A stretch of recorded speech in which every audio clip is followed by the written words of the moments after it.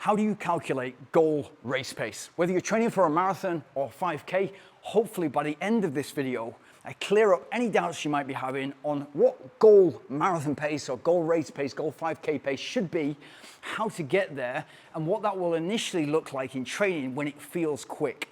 I had this from Dan in the comments.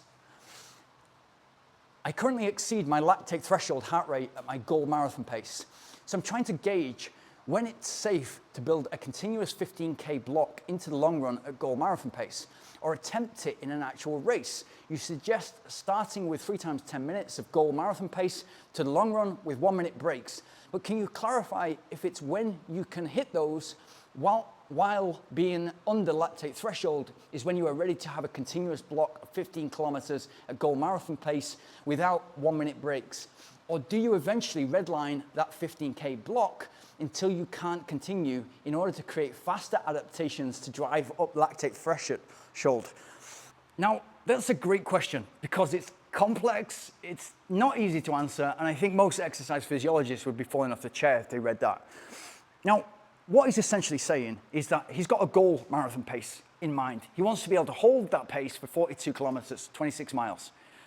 Right now, he cannot run 10 minutes without his heart rate going too high.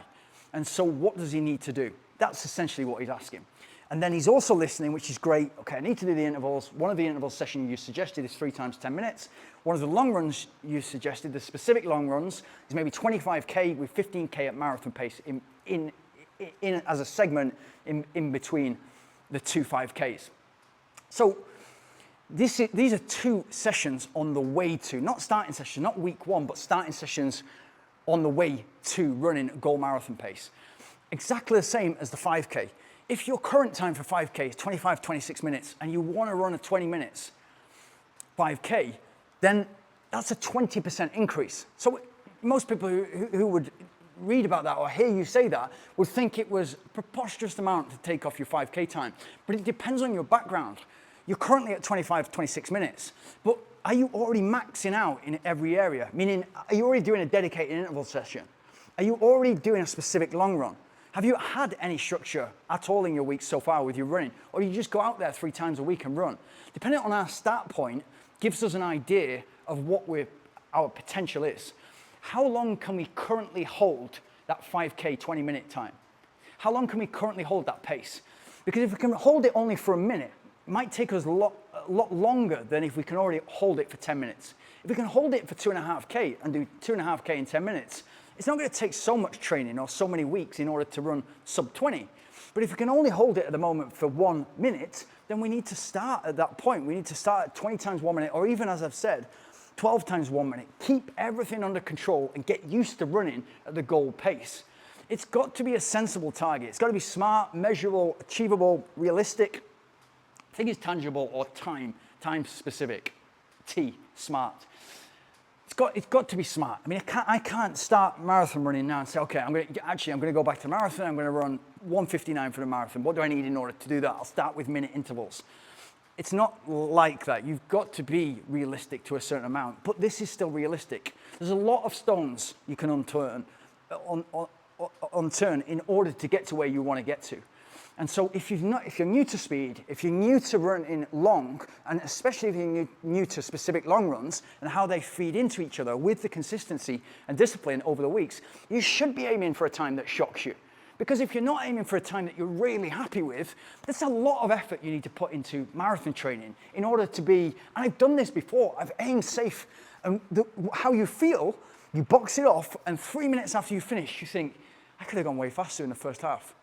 And there's no worse feeling than that. I mean, there's the worst feelings than that, but it's a bad feeling to have because it means that you played safe. You didn't have your hat in the ring. Instead of a much better feeling is having to step off the road at 30K or 35K because the pace that you went out at for the first 30 to 35K was too fast for you to sustain for the distance of a marathon. That's a way better feeling because you're like excited. You're like, I could hold it for 30K. That means I've only got another 12K to go and this is a dream time. That's how high. So this is why I respect the question so much because he's aiming high.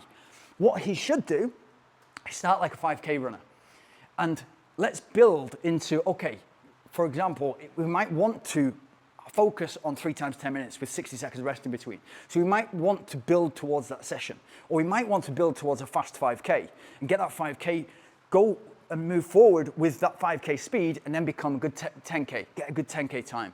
And eventually over the distances, 5K, 10K, half marathon, 15K maybe in between, 30K then, and then all of a sudden the marathon doesn't seem too far away and you can hold pace for 10 minutes without your heart rate spiraling out of control. And the entire 3 times 10 minutes is well within your capability to the point that you can do 4 times or 5 times 10 minutes. And then you're in a way, way better position. When I get to a point with my marathon training or ultra marathon training, when I can do 5 to 7 times 10 minutes, that's when I know I'm in PB shape. And I know that what I'm aiming for, it's always going to be aggressive. I don't mind stepping off the track, but it's always going to be aggressive. And I'm going to be really happy if I hit it. And if I fail, I've not failed. I've won or learned. It either goes to plan, I win, or I learn. And if you have that attitude, it takes all the risk away. You're still going to move forward and try to achieve your best. If you're the type of person who's getting into running, who's aiming high like that, you're not going to turn up on race day and underperform based on, oh, I didn't really try. It's not going to happen to you because you can't. You're not that type of personality. And a great analogy for this is Ronnie O'Sullivan when he tried to give up snooker. He wanted to retire. He'd achieved everything. I spoke to him about this. And he wanted to give up and focus on running. And everybody, snooker, Ronnie O'Sullivan, the fans, everybody surrounded wanted to keep Ronnie O'Sullivan in snooker because he is snooker. He's everything to the sport. So he spoke to Stephen Peters, and Stephen Peters said, when do you enjoy playing snooker still? That was his reason he wanted to retire. He didn't enjoy it anymore. Well, the only time I enjoy snooker is when I play exhibition matches. Why? Because I can just go out there and play risky shots and, entertain the crowd, and it's all fun. Stephen Peters brilliantly said, why don't you play every game like that? Not only did he continue playing snooker, but we've seen better in the last 16 years, I think it is, since he's been working with Stephen Peters. Seen better since, because not only is he doing it for himself, and he's playing the way that he wants to play, it's better for the fans, it's better for snooker, it's better for everybody. And if you go at running with the same philosophy, let's have fun with this.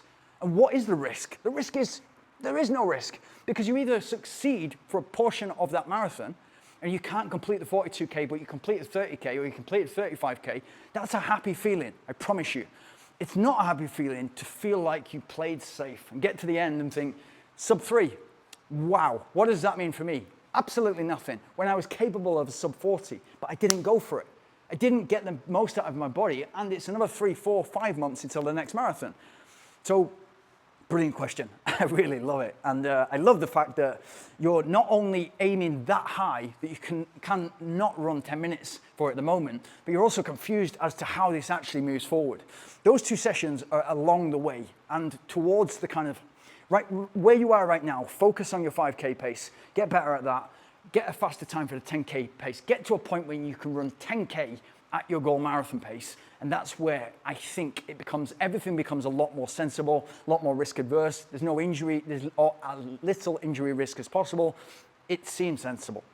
Okay, and we're not about sensible on this channel, but if you got anything from this, please like, subscribe, and hit the notification bell. And if you have any more questions like that, please pop them in the comments below.